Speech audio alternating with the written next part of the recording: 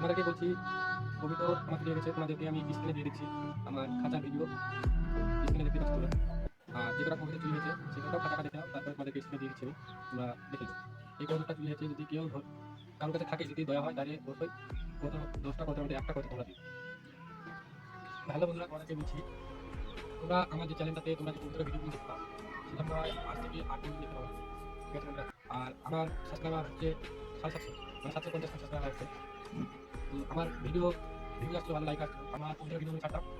তা আজ রাত্রি 12টার সময়, রাত্রি 12টার সময়তে আমার 11টা পায়রা ছিল, 11টা পায়রা চুরি হয়ে গেছে।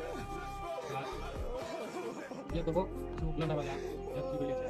আর তোমাদেরকে একটা বাস্তব কথা বলি, ঠিক আছে? তোমাদেরকে একটা বাস্তব কথা বলি, আমি প্রত্যেক সিজন, মানে প্রত্যেক সিজনের ঠান্ডার সময়তে আর এক বছর সময় 25,000 26,000 টাকা করে পড়ে। আর তোমরা বলতে পারো টাকা কোথাও, আমি রাজমিস্ত্রি কাজ, লেবারি কাজ করি। আর তোমরা যারা লেবারি কাজ করি তারা ভালো করে জানো, মিস্ত্রিতে নিজের হাতের ভূমিকা বলতে পারে, লেবার দেখে দিতে হয়। তা সকাল 7টা থেকে 3টে পর্যন্ত 400 টাকা কাটে, সেই টাকা দিয়ে কবিতা কিনি, কবিতা কিনে এখন সব পালিয়ে যায়। কবিতর নিয়ে আসি জানা কাটি না আমি, মানে কবিতকে জেল খাটাতে পছন্দ করি না আমি। কবিতর কিছুদিন জানুয়ারিতে থেকে পালিয়ে যাই। আজ আমি 10 বছর 11 বছর থেকে কত করছি ছোট থেকে। তা কবিতর আমার পালিয়ে গেলে গ্রামে কেউ দেয়, কেউ দেয় না গ্রামে, ঠিক আছে? আমাদের এলাকাতে বন্যা হচ্ছে, তা কেউ দেয় না। তা আজ এক সপ্তাহ হচ্ছে, এক সপ্তাহ আগে আমি বলেছিলাম আমার কবিতা তুমি নিচ্ছিস না, আমি কারো কথা দেবো না। আজ 10 11 বছর থেকে খুশি কবিতর, তা আজ পর্যন্ত কেউ একটা কবিতা আমার ধরে দেয়নি। মানে যেই ধরেছে সেই বলেছে যে আমি ধরে নিবো, কবিতর পাবি না, দিব না। আর এক সপ্তাহ হচ্ছে আমি বলেছি যে কবিতর তুই আমার যেহেতু কেউ দিচ্ছিস না, আমি তো কেন দেবো? তা এই কথাটাই বলা হয়েছে দোষ আমার। আমার কবিতর সবই পালিয়ে গেছে, আমার এবার কিন্তু আমি ছিল। আর 11টা ছিল বছর, 11টার মধ্যে রাত্রি 12টার মধ্যে আমার কবিতাটা চুরি হয়ে গেছে। তা আমার সন্দেহ আমার গ্রামের ছেলেটাই কত চুরি হয়েছে, কেননা বাইরের ছেলেকে যে কোনোদিন কত চুরি করতে পারবে না গ্রামে, কেননা গ্রামের ছেলে ছাড়া কত চুরি করতে পারবে না, ওইটা আমি গ্যারান্টি দিতে পারবো।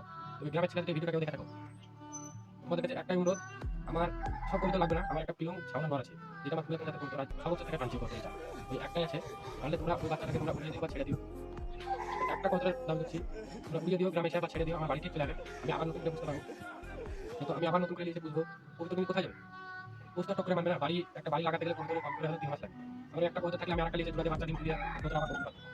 তোমাদেরকে গ্রামের ছেলেদের কেউ ভিডিওটা দেখে রাখো, একটাই অনুরোধ, ওই পিলং বাচ্চাটা তোমরা ছেড়ে দিও, ছাড়া না নদী থেকে জানা। আর ওটা যদি না একটা সবুজ বাস দিয়েছে, ওটা যখন ছোটবেলা যখন চিচি করতো বাচ্চা, তখন আমি 300 টাকা দিয়ে কিনে দিচ্ছিলাম বাচ্চা। আর 3 বছর থেকে আমার একটা আছে। ওই পিলং বাচ্চা তোমারটা যদি না দাও, তা অবশ্যই তুমি সবুজ বাস মাটিতে ছেড়ে দিও, একটাই অনুরোধ। কেননা আমি তা বলছি, ওটা যেহেতু চুরি করলে হয়তো ছাড়া লেগে চুরি করে নিও। যদি ভিডিওটা দেখে একটু কিছু অনুমতি হয় তাহলে অবশ্যই কিচ্ছু করবো না আমি, ঠিক আছে বন্ধুরা? আর আমার যে ভিডিও বলছি ইউটিউবে ছাড়তে হবে, আমার ইউটিউব 2022 সালে আছি, ইউটিউব চ্যানেল যতদিন থেকে খুলেছি ততদিন থেকে ভিডিও যতটা ছাড়ছি, তোমরা কোন কবিতা চুরি হচ্ছে, তোমার একটা কিংবা দুটা কিংবা তিনটা যে কটা বাড়ি সব থেকে মাথা মাথা ভালো ভালো করছো, সে কটাই চুরি হচ্ছে। আমি ভাবতাম যে হয়তো পালিয়ে গেছে বা বিলাই খেয়েছে, কিন্তু এবার একসাথে 11টা তো বিলাই খেতে পারে না। আমি রাত্রি 12টার সময় উঠে কবিতা দেখলাম, রাত্রি একবার করে দেখি, কবিতা একবার দেখলাম, তারপরে শুয়ে পড়েছি, ঘুমিয়ে গেছি, তারপরে সকালবেলা একটা দেখছি আমার কবিতা বের করা, ঠিক আছে? তোমাদেরকে আর কিছু বলার নাই আমার, যদি ভিডিওটা ভালো লাগে বা গ্রামের ছেলেদের কেউ দেখে থাকো, তো একটাই কবিতা দাবি থাকবে, তোমার কত টাকা ছেড়ে দিও আমার বাড়ি